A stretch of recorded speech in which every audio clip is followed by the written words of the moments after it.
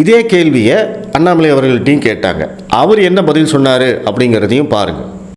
இது என்னை பொறுத்தவரைங்கன்னா, தமிழ்நாட்டுக்குள்ள எல்லோரும் எந்த இடத்திற்கு செல்வதற்கும் உரிமை இருக்கு. யார் வேண்டுமானாலும் எங்கே வேணாலும் போகலாம். இது ஒரு பெரிய விதமாக ரொம்ப பெருசுப்படுத்தி இதை எல்லாரும் பார்த்துட்டு இருக்காங்க. அனுமதி கொடுங்க, நாங்கள் போகணும். யார் வேண்டாலும் நேராக போகலாம்.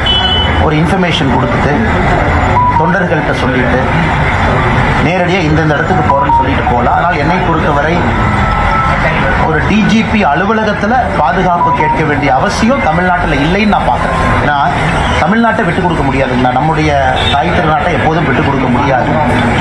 எங்கே வேண்டுமானாலும் எந்த நேரத்தில் யார் வேண்டுமானாலும் நம்முடைய தமிழ்நாட்டில் எந்த பகுதிக்கு போகலாம். அப்படி ஒன்று இந்தியாவில் இருக்கக்கூடிய சில பகுதிகளை போல அச்சுறுத்தலோடு நான் பர்மிஷன் வாங்கிட்டு போனோம் அப்படிலாம் இல்லைங்க.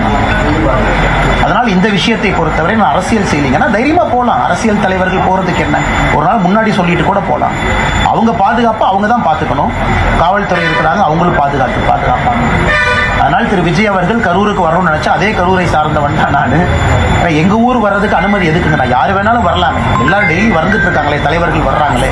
முதலமைச்சர்லேருந்து ஆரம்பித்து அண்ணன் கமலஹாசன் அவர்கள் வரை இந்த 10 நாட்களாக பார்த்துட்டு இருக்கோம். எல்லோரும் வர்றாங்க. என்டிஏவுடைய பார்லிமெண்ட் டெலிகேஷன் வர்றாங்க.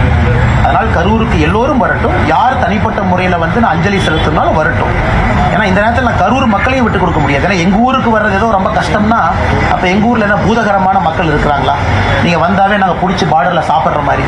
அதனால் தயவு செஞ்சு எங்கள் ஊருக்கு வாங்க. யாரை பார்க்க வேண்டும் என்று நினைக்கின்றீர்களோ அந்த மக்களை பாருங்கள். ரொம்ப அன்பானவர்கள். தவறு நடந்திருக்கலாம், ஒரு ஸ்டாம்பிங் நடந்திருக்கலாம். அதற்கான காரணம் யார், அதை நடவடிக்கை எடுப்பாங்க. அதுக்காக கரூருக்குள்ளே போகிறதே ஒரு அச்சுறுத்தல் அப்படிங்கிற மாதிரி ஒரு விஷயத்தை நாம் ஏற்படுத்த வேண்டாம். அது கரூரில் இருக்கக்கூடிய மக்களுக்கும் கரூரை பற்றியும் தவறான ஒரு எண்ணம் வெளியே வரும். அது வேண்டாம் என்று நினைக்கின்றோம்.